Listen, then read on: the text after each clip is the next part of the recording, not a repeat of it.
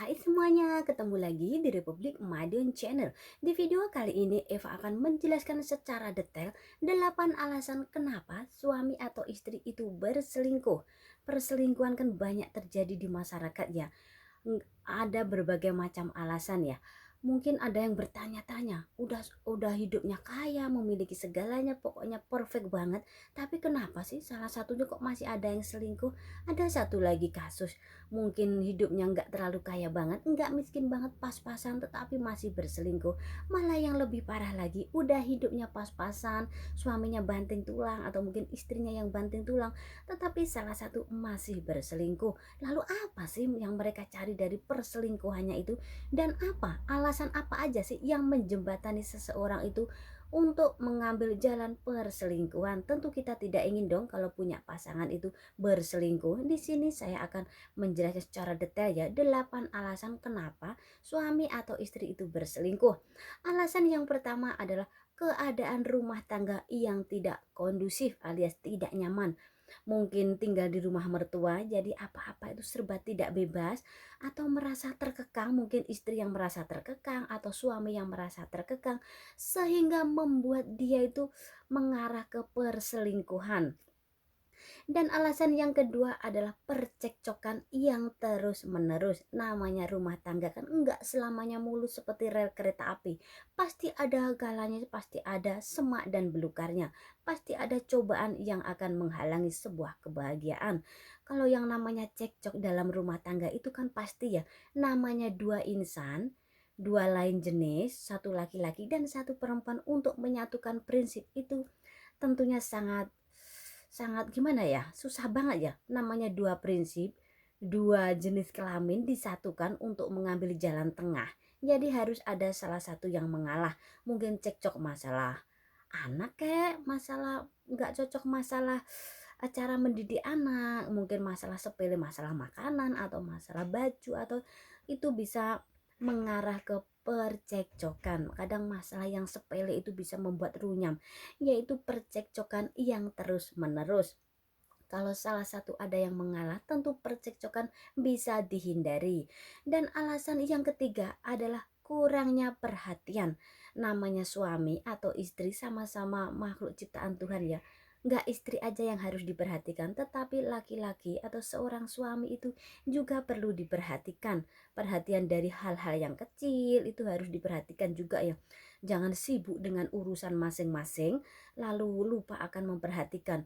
Mungkin lakinya itu sibuk bekerja dan istrinya juga sibuk bekerja, sama-sama istrinya juga wanita karir, jadi pulang udah merasa capek banget, nggak ada apa itu, perhatiannya kurang, sehingga itu akan menjembatani seseorang mengarah ke perselingkuhan. Jadi perhatian itu sangat dibutuhkan banget dalam hubungan suami istri.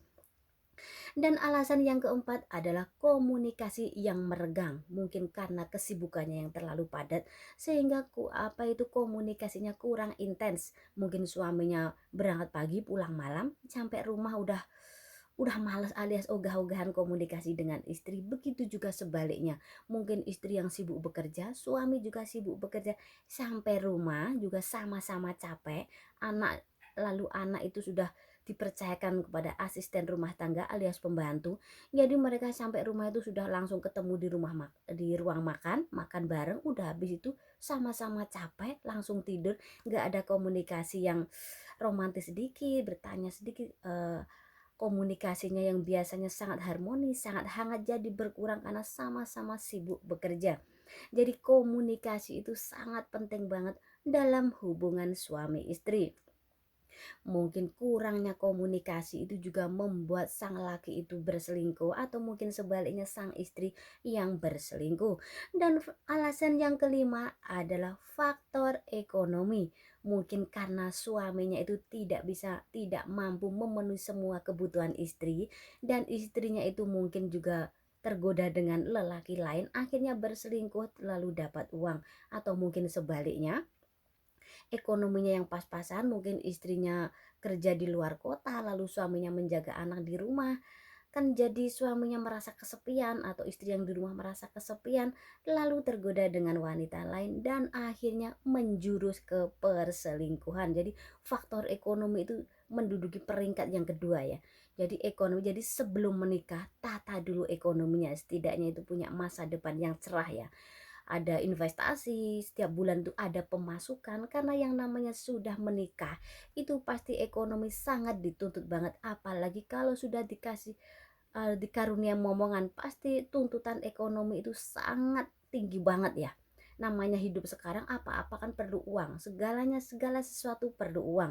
Uang memang bukan segala-galanya, tetapi juga bisa menjadi bumerang dalam rumah tangga kalau kekurangan masalah ekonomi.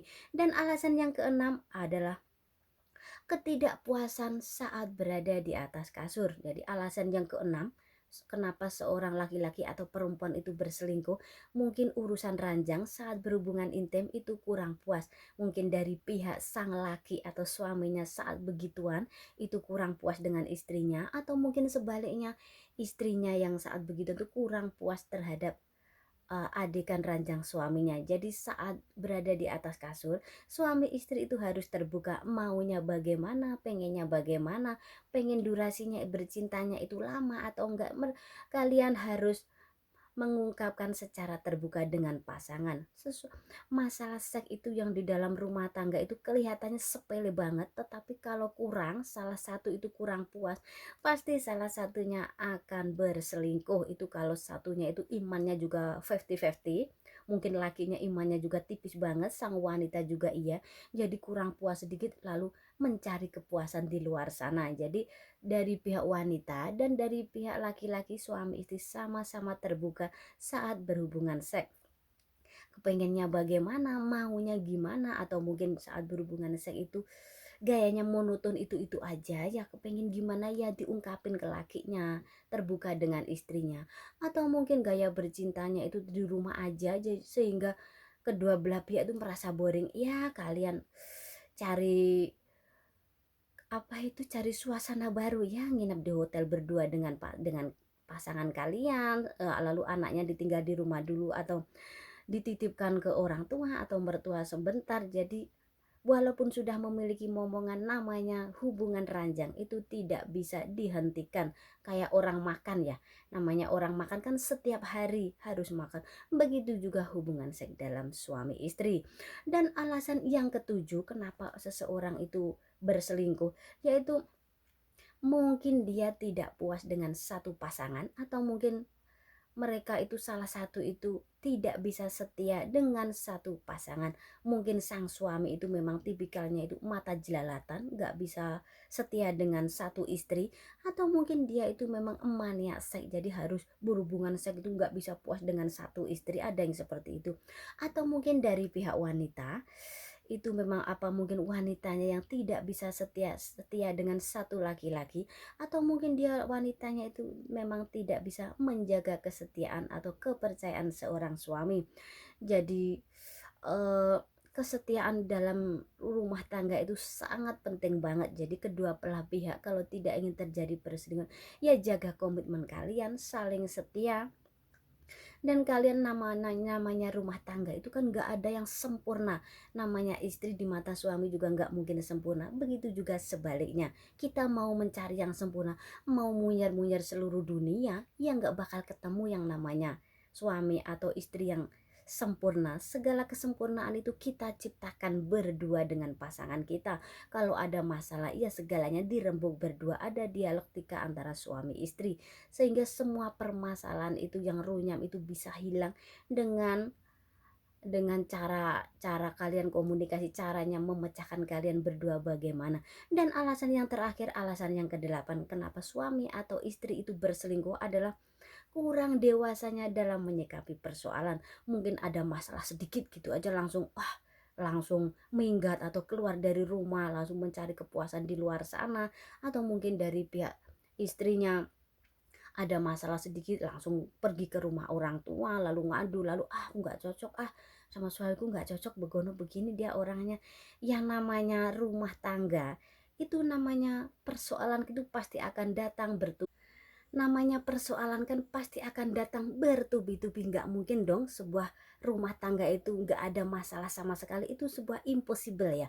Jadi masalah itu diselesaikan secara baik-baik, jadi menyikapi masalah itu harus dewasa, komitmen kalian itu diuji saat lagi ada masalah, jadi jangan satu pergi satu begini. Jadi menyikapi persoalan itu kalian bagaimana baiknya kalian selesaikan baik-baik dengan suami Anda, dengan istri Anda. Jangan ada masalah kalian mengadu ke seseorang yang tidak pada tempatnya. Karena kalau kita sharing permasalahan rumah tangga kalau bukan pada tempatnya, mereka malah akan mengambil kesempatan dalam sebuah permasalahan kita. Mungkin kita lagi curhat ke orang itu, tapi justru orang itu tidak suka dengan kebahagiaan rumah tangga kita. Pasti dianya nyuruh kita, ah pisah aja deh. Orang duanya begitu, jadi jangan sekali-kali masalah rumah tangga itu kalian buka di publik ya, jangan terlalu terbuka soal masalah rumah tangga. Apapun masalah rumah tangga itu kan aib kita, tidak seharusnya orang tahu, walaupun itu orang tua, walaupun itu mertua, walaupun itu kakak sendiri atau teman baik. Jangan sekali-kali masalah rumah tangga itu dibuka di publik karena itu adalah rahasia rumah tangga kita. Saya berharap semoga sahabat YouTube saya yang sudah berumah tangga semoga diberikan kebahagiaan, sakinah, mawadah, warahmah. Begitu juga semuanya semoga kitanya diberikan kebahagiaan dunia dan akhirat. Untuk sahabat YouTube saya yang mempunyai pertanyaan, mempunyai masalah seputar rumah tangga, masalah seputar seks, masalah seputar kesehatan, masalah seputar ramuan herbal, kalau kalian ingin bertanya, silakan bertanya dan tulis di kolom komentar. Di next video saya akan menjawab pertanyaan dari kalian. Itulah yang bisa saya sampaikan, semoga bermanfaat untuk Anda. Sebelum Anda meninggalkan channel ini, jangan lupa subscribe, like, komen, dan share di media sosial Anda agar Anda tidak ketinggalan video terbaru dari kami. Ingat, keindahan Anda sendiri yang menciptakannya. Berakhir bahagia atau sebaliknya. Sampai ketemu di video berikutnya dan jaga selalu pasangan Anda.